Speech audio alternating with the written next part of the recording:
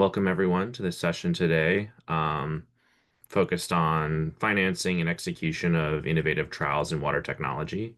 I'm Max Herzog. I'm Deputy Director of Programs and Partnerships with Cleveland Water Alliance.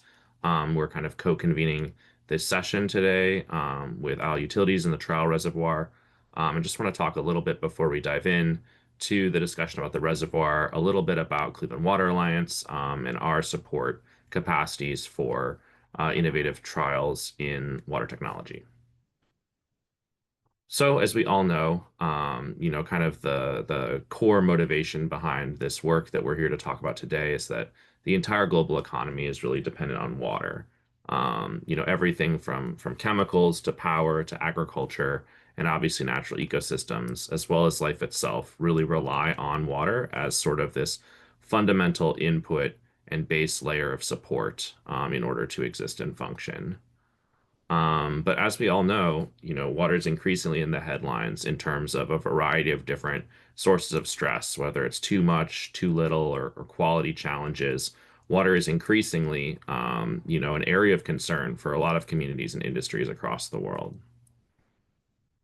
The good news is, though, that there are a lot of smart people doing smart things and developing technology to secure our water future.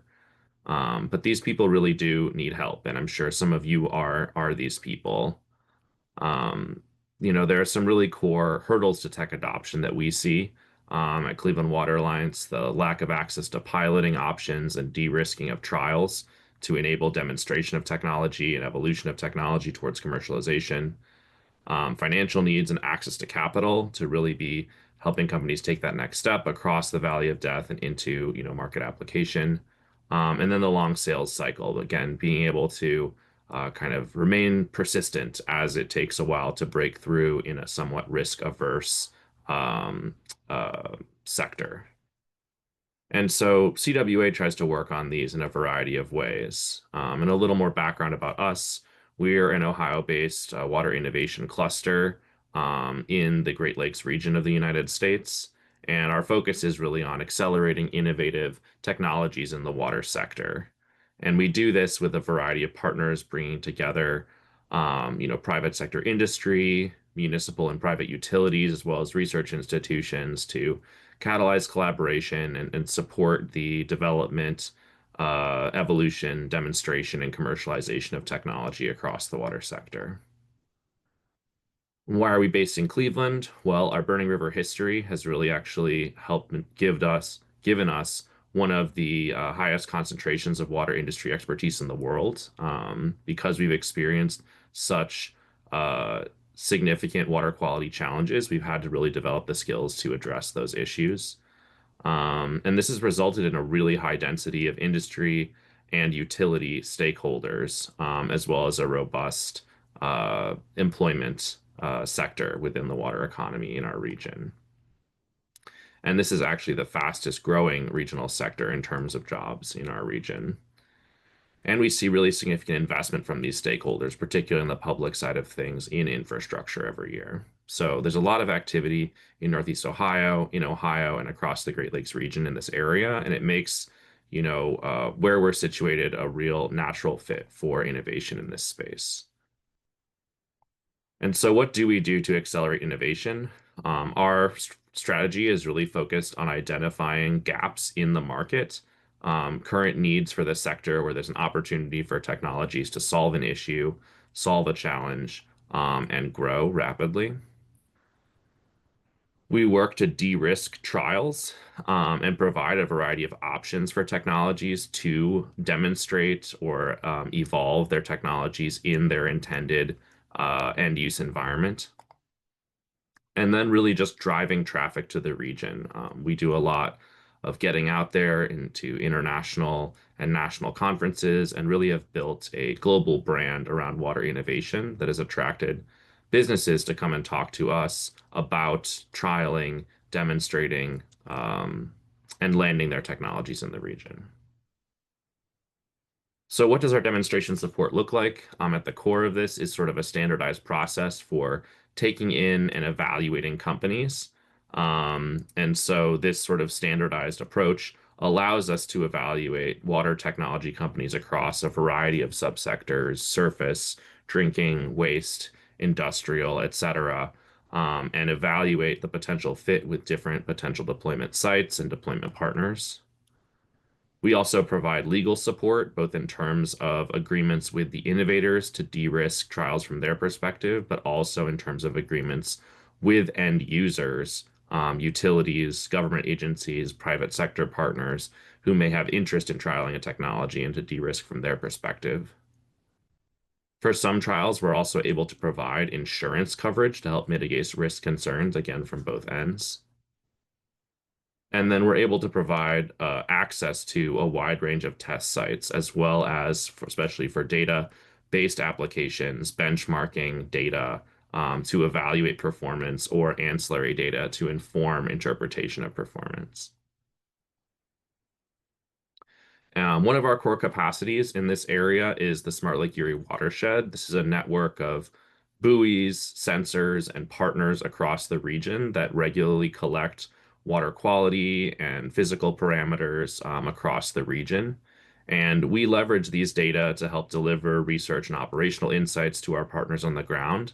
But we also use these same partnerships and technologies to trial new technologies. There's a real specialization in water quality sensing and data applications, but it also allows us to support trials of technologies really across the Internet of Things life cycle. Everything from the telemetry that pulls the data off of these sensors to the cybersecurity that helps protect the data, AI and predictive analytics that help interpret the data and leverage it for insights and action.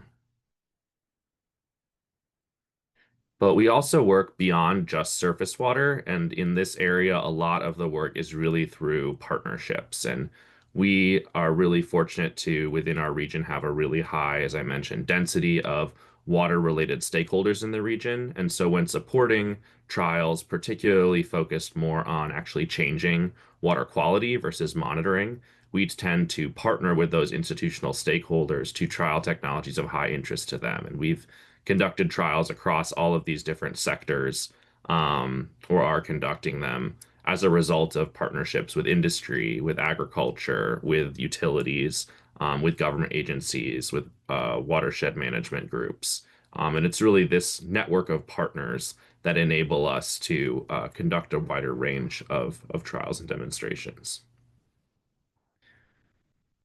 Beyond just conducting one-off trials, we've also had we've been very fortunate to partner with certain institutional players to develop ongoing infrastructure around particular key market gaps of interest to them when there's capacity to support. You can see pictured here on the right, kind of a prime example of this. We partnered with a network of drinking water utilities in Northeast Ohio to try and tackle the market need of the capacity to detect lead line and other materials for public water utility lines under the ground without breaking ground. And there was sufficient interest around this that Cleveland Water actually built a facility that simulates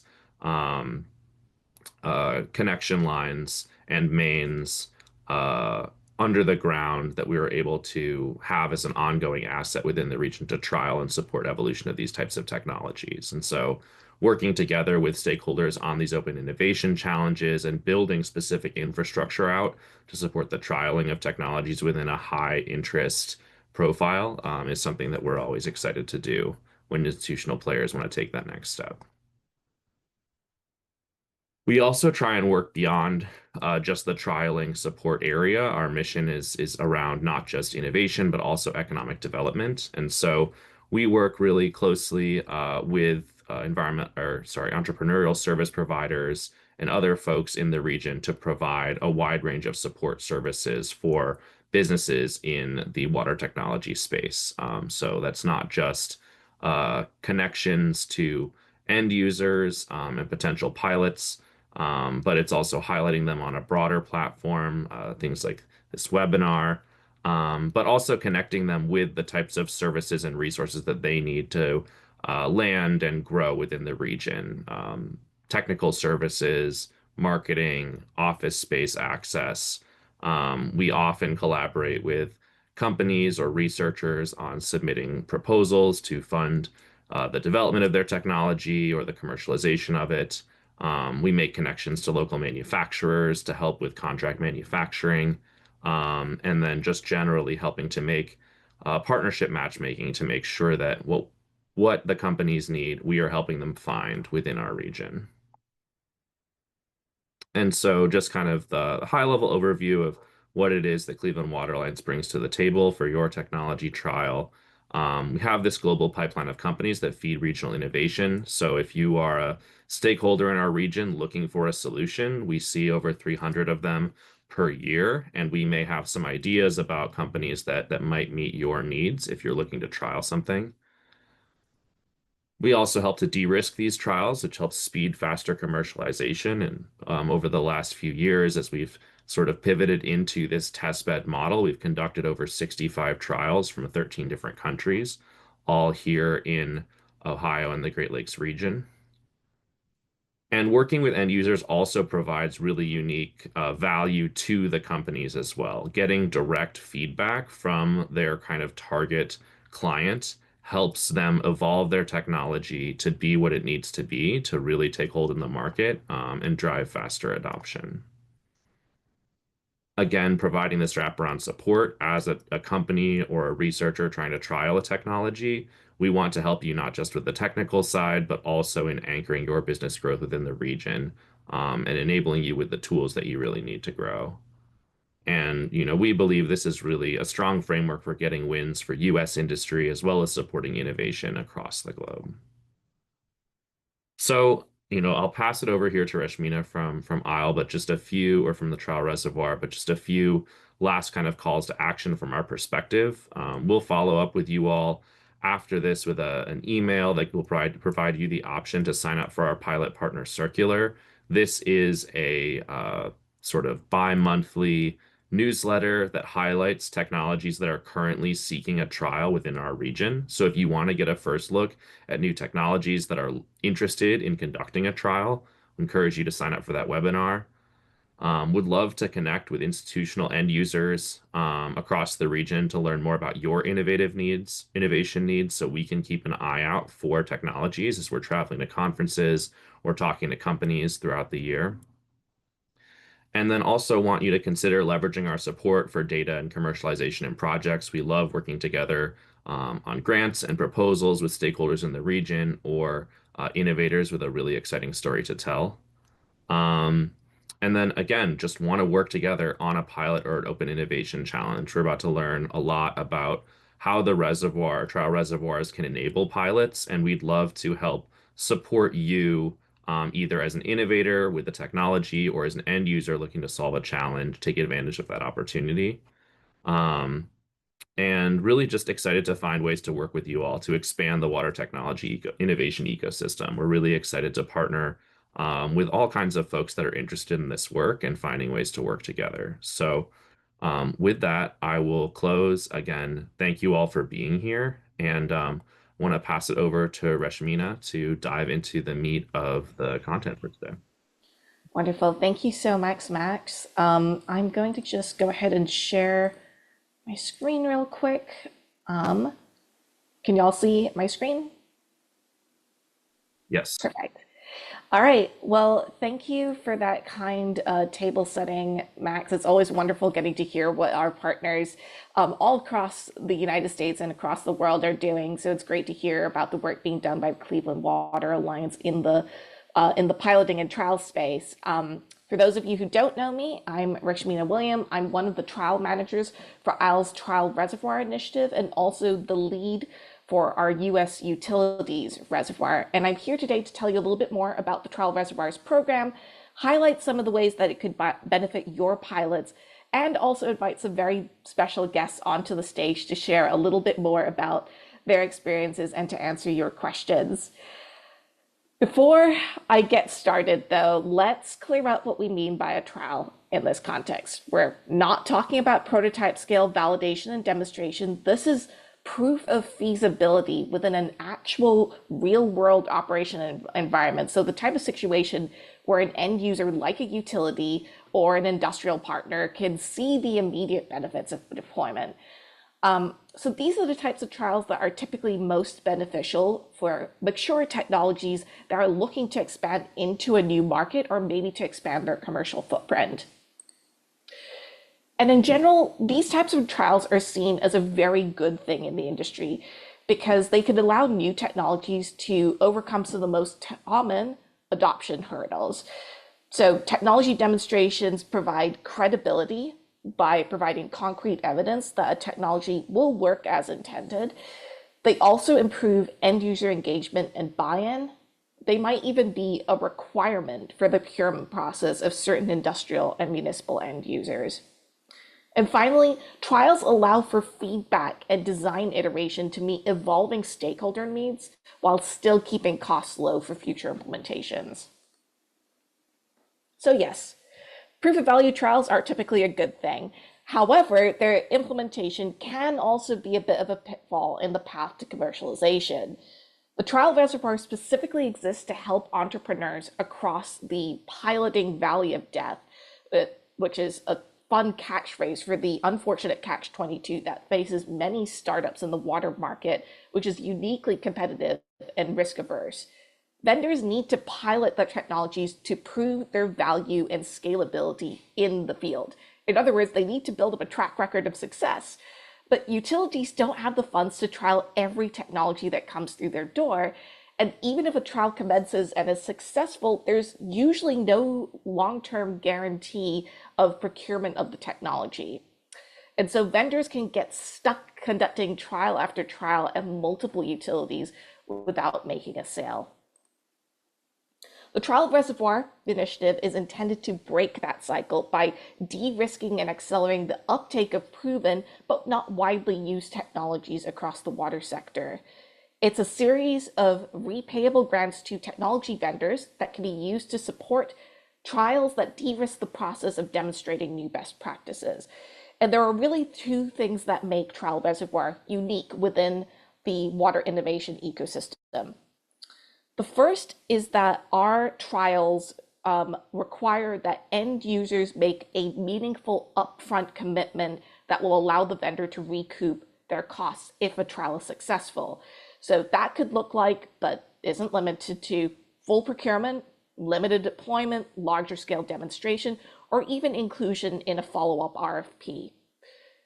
Secondly, if a trial is not successful, vendors are not required to repay their grants back to us. We eat the cost of any failed trial that goes through our process. And that also obviously means that the end user isn't responsible for the procurement of those failed trials either. Together, these two terms help to decouple the piloting process from financial risk for both vendors and end users. So how does this work in practice? Well, the trial reservoir model is an iterative process that can be basically broken down into three key phases. We have identification, which is all about matching the right vendor with the right context. Design, which ensures that all stakeholders are aligned around the same set of measurable KPIs. And delivery, or the actual trial itself, and the monitoring and post-trial evaluation that goes along with that. So during that early scoping phase, the Trial Reservoirs initiative brings together relevant stakeholders from both the end user and the vendor to shape the trial's objectives and determine how much funding the vendor needs to borrow from our pool. And in parallel, our trial managers conduct rigorous due diligence to ensure that the opportunity aligns with the program's criteria. Again, remember, Trial Reservoir is specifically for more mature technologies looking to demonstrate their capabilities within a specific user context rather than lower TRL development. Next, design. The Trial Reservoirs initiative offers hands-on technical and project management support to define the trial scope, duration, and budget in close collaboration with both the end user and the technology vendor. A key part of this stage is the development of clear, objective, measurable, and timely key performance indicators, or KPIs, which are aligned with the end user goals, because these KPIs form the foundation for informed decision-making and post-trial evaluation. This is also where we support drafting a forward-looking trial and purchase agreement, or what we call the TNPA, And this document outlines the conditions for long-term adoption directly tied to trial performance against those agreed upon KPIs. The utility's commitment outlined in that TNPA could take many different forms, but it serves as a meaningful declaration of intent that will allow the technology vendor to recoup the costs of the trial. Once the trial is approved, we disperse the funds to the vendor and the trial can start. While the trial is in progress, we always assign a designated trial manager in the relevant time zone to monitor progress and ensure seamless communication between the vendor and the end user throughout the project. And at the trial's conclusion, we basically assess trial performance against those previously defined success criteria. Again, if the technology meets those expectations, the end user fulfills the commitment outlined in the TNPA, and the vendor uses those funds to begin paying back the grant to the reservoir, replenishing the fund for future trials. However, if the trial does not meet its objectives, there's no payment obligation on the vendor and no long-term commitment requirement for the end user, thus de-risking innovation for all parties involved. So, as you can see, the support provided by the Trial Reservoir program goes far beyond a simple financial model. We offer trial design support, meaning that the metrics that come out of a trial are clear, objective, and measurable, and that they tie into the strategic requirements of the end users. Our goal is that at the end of the trial, everyone is crystal clear about what they're walking away with. At the end of the trial, we provide a third-party objective review of what's been achieved versus what's been promised to ensure that both the end user and the vendor are satisfied with the outcome. And finally, we help to share your success stories on platforms like this one that reach over 85,000 water industry professionals in over 110 countries around the world. This is a highly adaptive framework whose success speaks for itself. 12 successful pilots across the global water sector, tackling challenges that range from climate change to industrial reuse and the circular economy, to implementation for minority-led communities and disadvantaged communities here in the United States.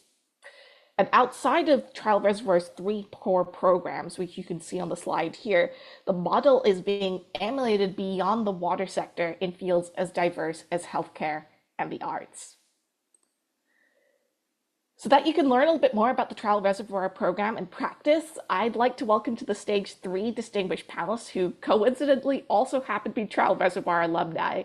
So as you all come on stage and turn your camera and your microphone, if you could tell us a little bit more about you and your role in your organization, that would be awesome. Tika, let's start with you.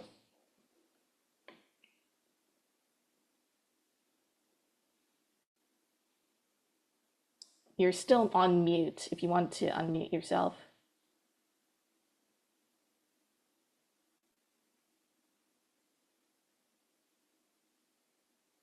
Uh-oh. All right. Let's jump forward to Loic maybe then, and maybe we can come back to Tika once we've fixed some of those technical difficulties. Okay. Hi, everyone. Can you hear me? Yes, we can hear you just fine. It's okay. Nice. So yeah, to present myself, so Loic Croissant, I'm Chief Operating Officer at Procurement.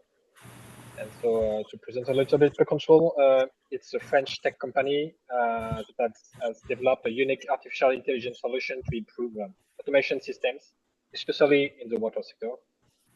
And yeah, with our technology, we support public utilities and water companies in optimizing their water assets, focusing on energy use, consumption, chemical use, and carbon footprint.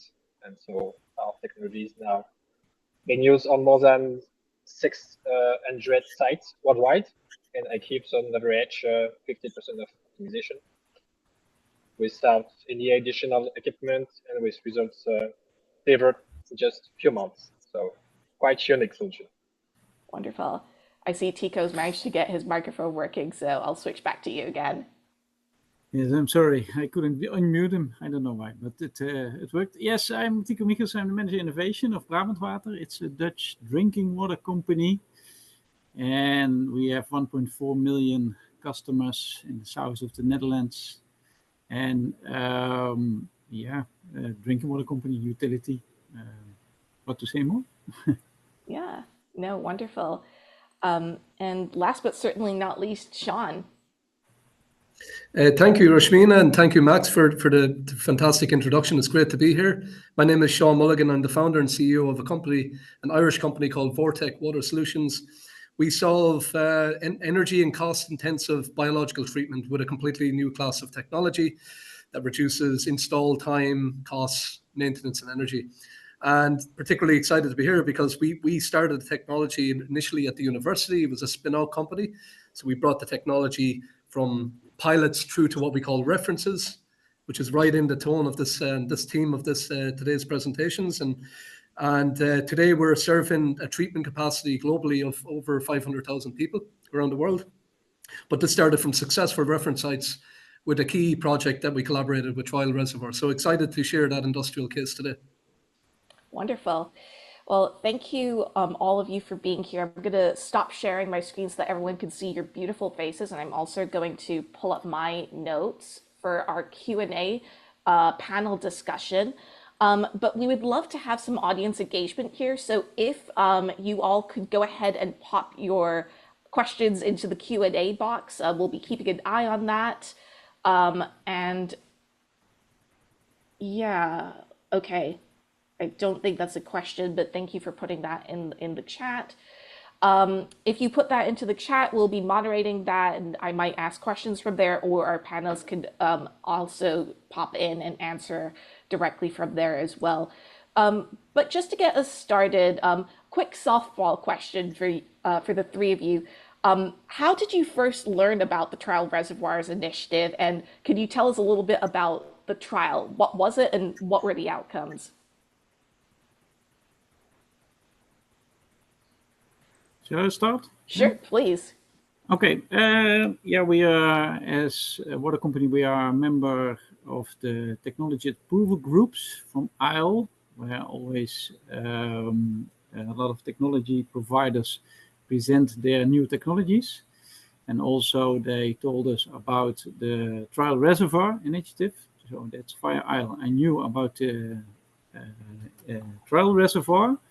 And we had a project within the company because we have a lot of transport mains. We have 20,000 kilometers of pipelines and 6,000 kilometers of transport mains. And we need to do more condition assessment on transport mains. But in the Netherlands, it's very difficult, as in a lot of companies, because we don't use chlorine, so we want to use non-invasive technologies, and a lot of condition assessments are invasive technologies.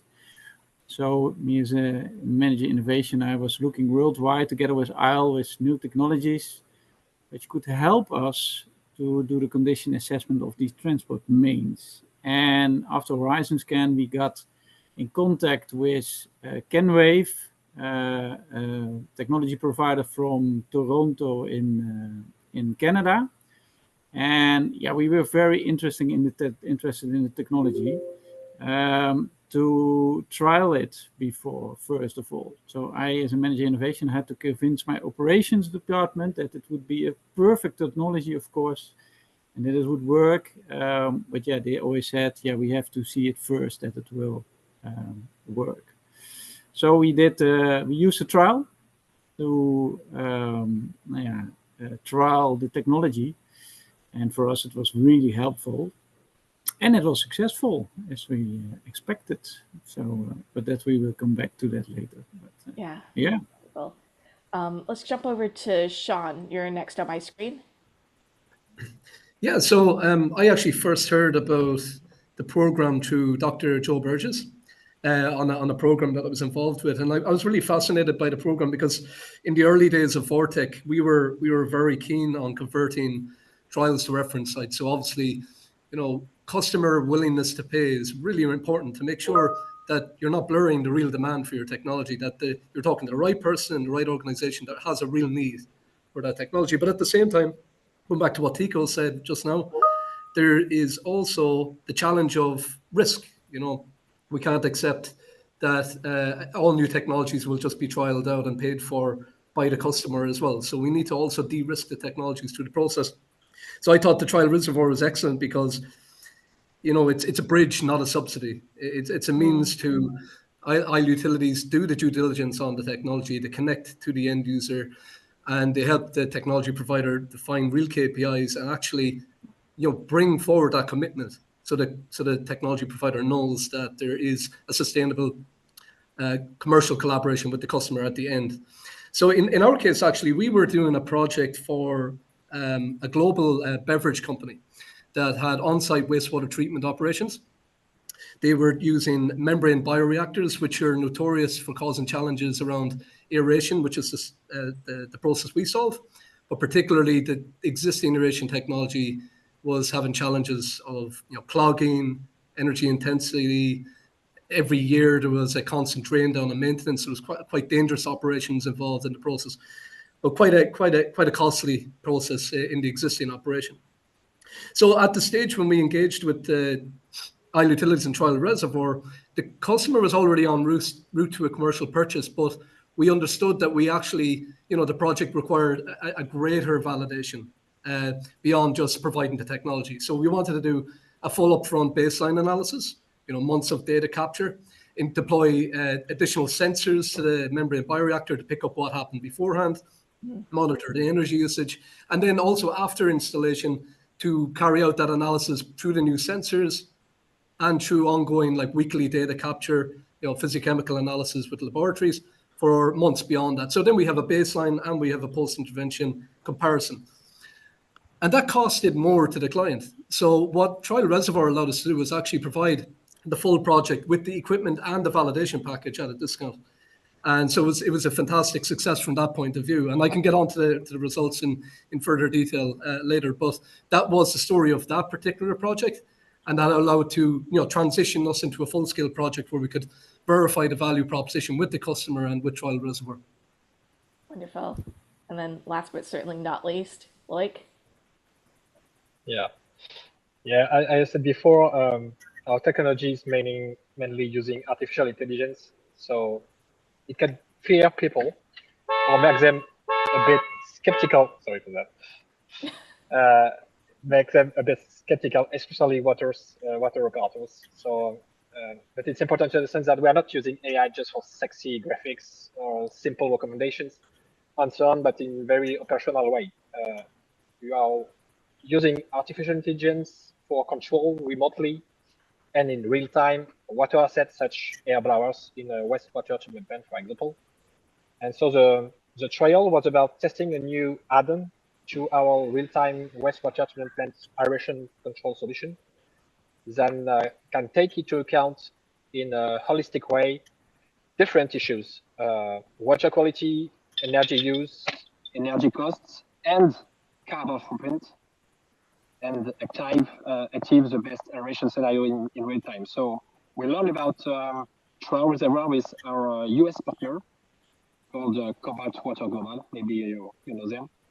Specialized in nitrous oxide emissions prediction in a wastewater treatment plant, which is actually a major big issue when you want to take care of your carbon footprint in your wastewater treatment plant. So the proof of concept site was 400,000 population equivalent wastewater treatment plant in France, operated by a public utility, and we used Trial Reservoir to found and to buy nitrous oxide sensors that are not really cheap, and use it for calibrate the model of nitrous oxide emissions, and that is now currently used in our real-time aeration control solution. So it was really helpful because our business model is mainly based on OPEX, and for this project we need CAPEX.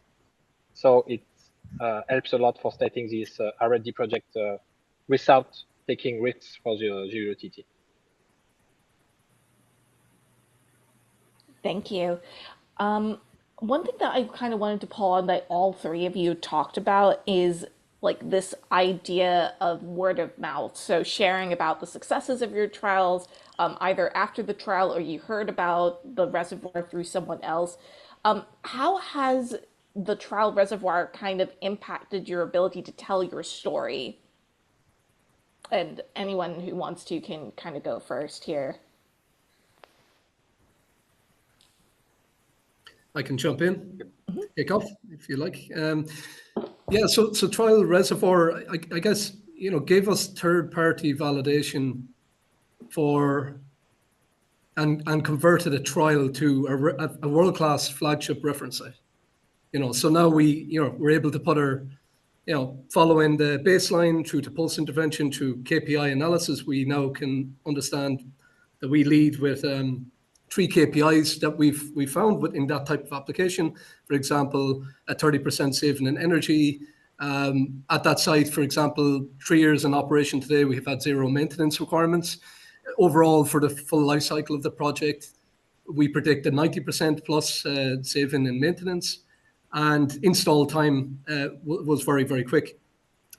What that helps us do, Rashmina, is we now, within that existing organization where there are easily 100 more plants across the world, we can easily communicate the impact of that result through measurable KPIs that we agreed with the customer, and then easily transfer within that organization and really shorten the path to, yes, from a technology point of view, trying to shorten the sales cycle, essentially. So that has helped us dramatically. And not only within that existing organization, but beyond to other organizations in food and beverage that have MBRs, we can easily transfer the story. We've built assets around the project using all the data we collected through the program. We were able to put 1-page summary notes on what was the impact at the site. We have a 20-page reference site report reporting on all the KPIs and how we demonstrated the value of the project. And basically these assets are stories that scale for us as a company. So in summary, these are one last point as well, being able to bring other future customers to that reference site has been amazingly valuable as well for us after the success of the project. So, once you get a reference site, as I like to describe, a pilot converted to a reference site with measurable KPIs, that's a process you can industrialize and scale then to further opportunity, both for you and the customer. Mm-hmm. Tico, I would love to pick your brain on this as kind of the flip side of this agreement, as someone who might be a future test site for future projects. How do you see working with something like the Trial Reservoir or other forms of piloting and deployment shaping your messaging as a utility?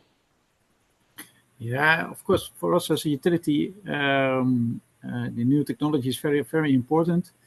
We need to work on our to be future-proof. That's why we need innovative technologies, and that's why we need to test more.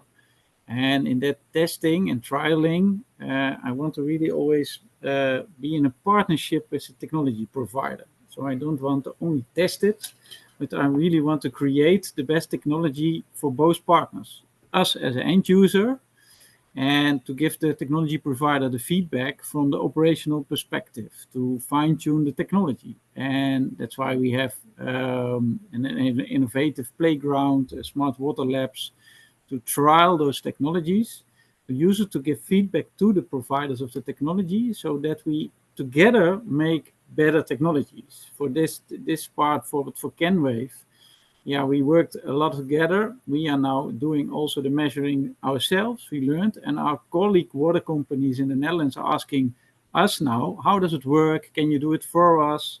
So it gives also a really, a showcase also for us as a utility company, that we are an interesting company, that we use the newest technologies and be innovative. So it's also really helpful for us. And at the end, what I want as a utility company, that all the utility companies in the world, for example, have the best technology to do our work. And to do our work is to deliver drinking water. That's our purpose. So yeah, to create a bridge in the gap we have for trials, it's the Trial Reservoir is really helpful in that. Yeah. Mm-hmm. And I guess as a utility kind of follow-up question for you, which is, I know that the path that you took with CanWave is a little unusual for a lot of utilities. Usually when you have a trial, it's just a trial. It doesn't turn into something larger.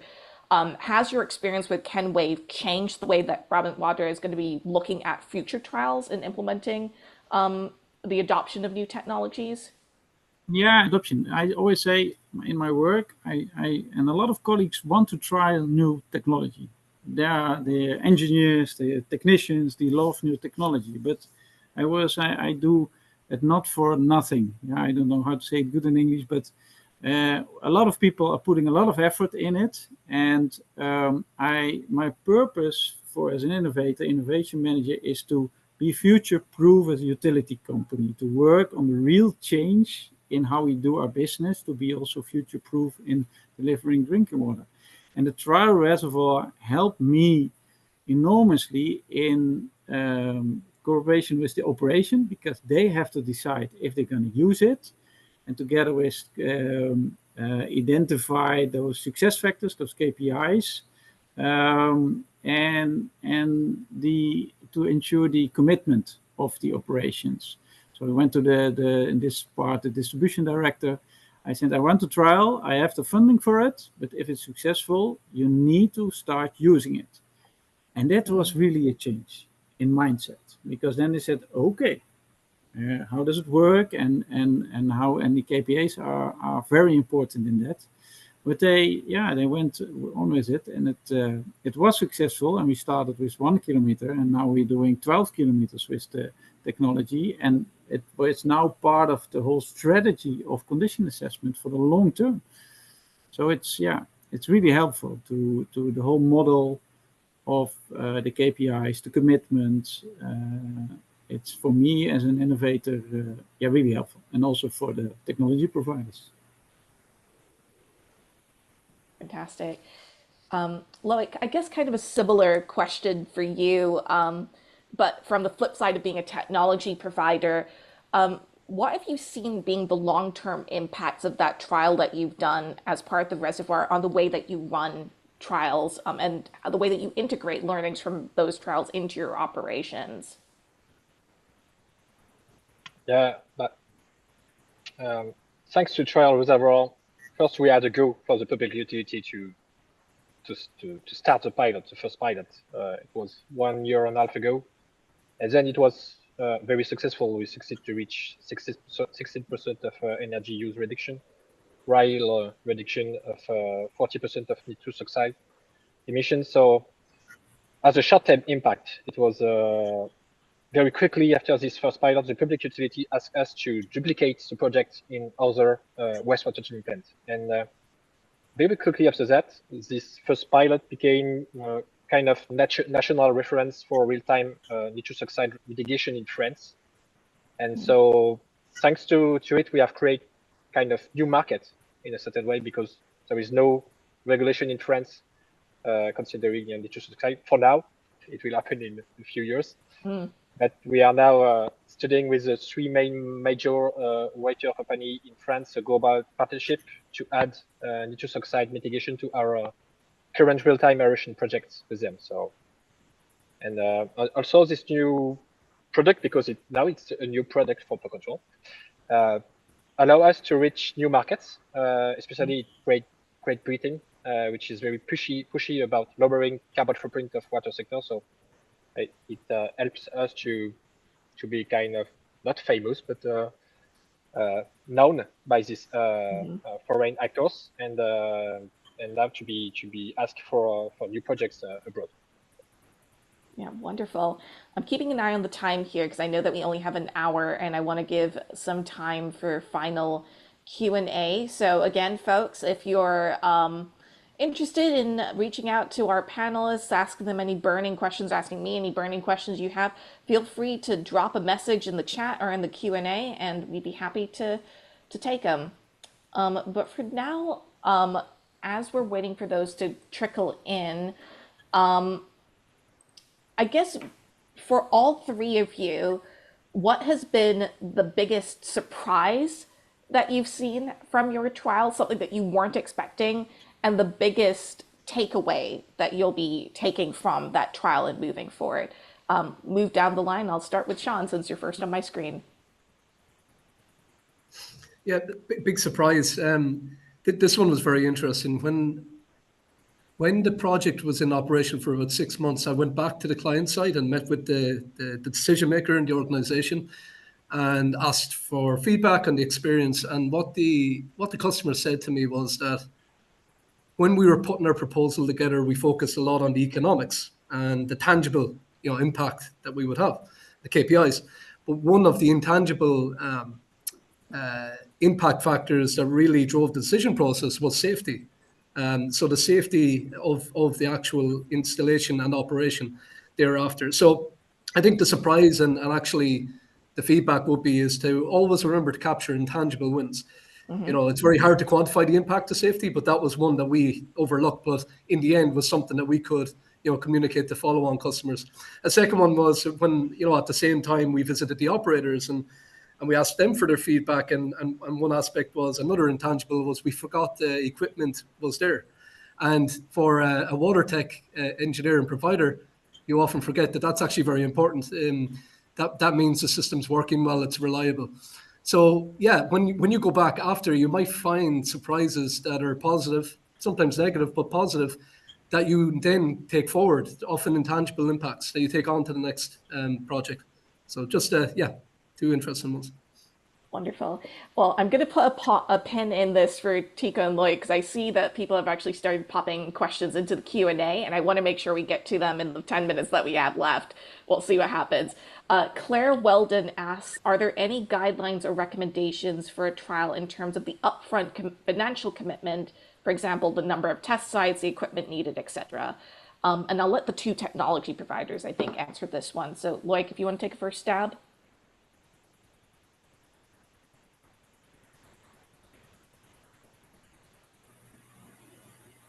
You are on mute. There we go.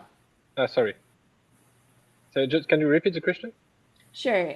Do you have guidelines or recommendations for piloting and testing in front of the upfront financial commitment that might be needed? So like how many test sites, for example, would you recommend? Yeah, it's very depending on what you want to test, obviously. And because if you take the example of wastewater treatment plant, there can be a large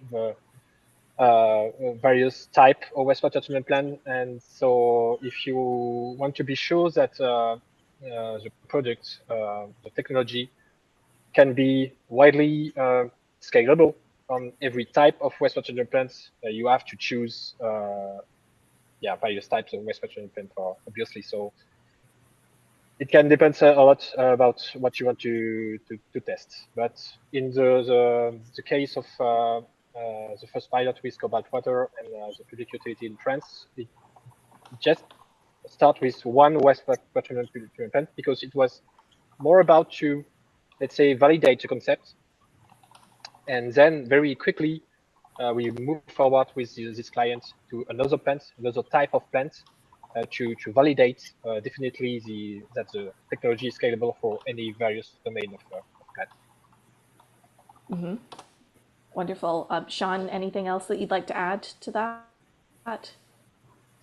Yeah, I think as Loic said, every technology is different. So whether it's sensors or services or even heavy hardware, in our case, I would always strategize from the hardware point of view is really, do one unit in a really controlled setting.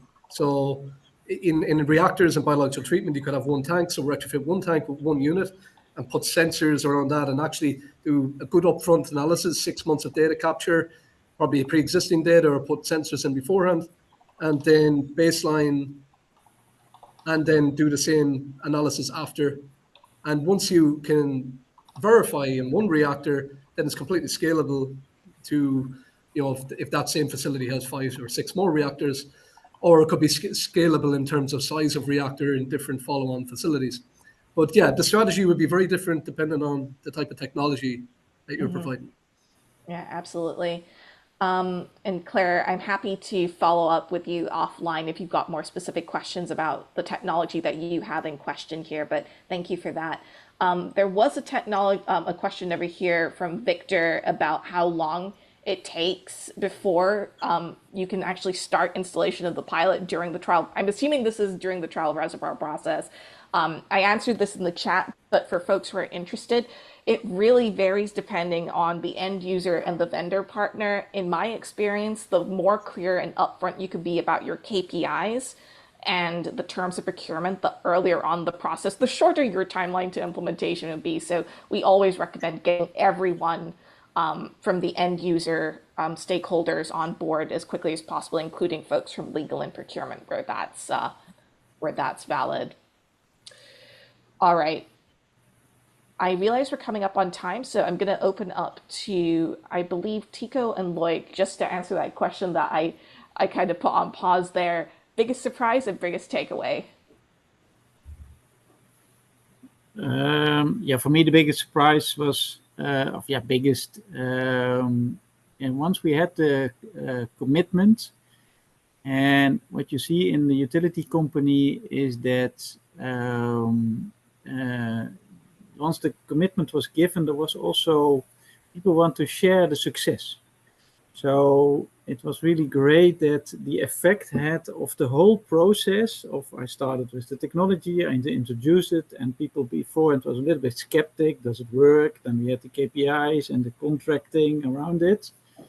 Once we had it, and I had all the commitment also from the directors, and you see then the effect is when it's successful, they all want to celebrate and be part of it, and it's accelerating the whole process, and it was really helpful to also start using it in the long-term strategy. So to have the commitment of that part of the operations and the management team, and already then at the end the implementation of any long-term strategy, that was really helpful.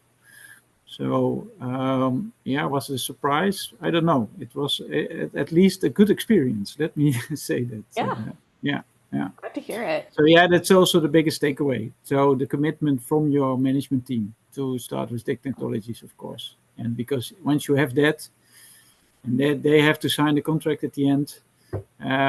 It's really helpful also to implement it in your long-term strategy. You heard it here, folks. Straight from the horse's mouth. Go make sure the utilities management team is on board before you start working on technology implementation. How about you? Take us home. Yeah, not so much surprise. We have a big confirmation that water sector is a very conservative one that doesn't rely on promises only. So to convince and to add the opportunity to test technology, we have to avoid any objections, especially financial ones that can make the project fail. So the main lesson was is that we will not be afraid anymore to imply a third party in our project, because it can definitely be a good strategy to fight these potential issues, to move more easily, more quickly, and to go forward into a first pilot that can then lead to worldwide scalable products. So definitely to use trial reservoir mechanism is a good strategy to help this, let's say, native technology to become mature more quick. Wonderful. Well, thank you to all three of our panelists for your time and your wisdom that you've shared today. It's been an absolute pleasure being on here on stage with the Cleveland Water Alliance. Quick couple of reminders from my end. I will not be at WEFTech, but my colleague Patrick Doobie from Al Utilities, who is also part of the Trial Reservoir Initiative, will be. So if you're going to be in Chicago, Illinois, from September 27th to October 1st. Feel free to flag down Patrick and have a chat with him. I will be in Milwaukee from October 14th through the 15th for the Water Council's Nexus Sustainability Leaders Summit. I'll be giving a panel on water innovation and water innovation ecosystems. So if you're in Milwaukee around those dates, let me know. I'll also share my contact information so that you can get in touch with me that way as well, and the slides for this presentation through Alyssa and Max as well. But I'll turn it back over to Max for a few closing words. Thanks so much, Rashmita, and thanks so much to our panelists today. This is a really interesting and informative discussion. A lot of learnings about the trial reservoir, about trials, and about how, each of you have really leveraged this tool to implement and advance innovation in your various areas of work. We will be sending a follow-up email with more information about the trial reservoir, as well as the opportunity to sign up for Cleveland Water Alliance's Pilot Partner Circular, which will help provide opportunities to identify technologies for you end users looking for technologies to trial. Um, and yeah, we hope that this will sort of catalyze some opportunities for conducting some trials in the future. So once more, want to thank Rashmina. Thanks to all the panelists. Really appreciate you taking the time today to share your stories and really the work that you're doing to advance innovation in the sector. Yeah, thank you again for being such wonderful hosts. I literally just remembered to pop in the chat the link to a very, very short survey feedback form so that we can know whether you're interested in learning more about the reservoir. I know that the Cleveland Water Alliance folks will be sending this out in an email afterwards as well. So thank you again. Thank you all. Have a good rest of your day.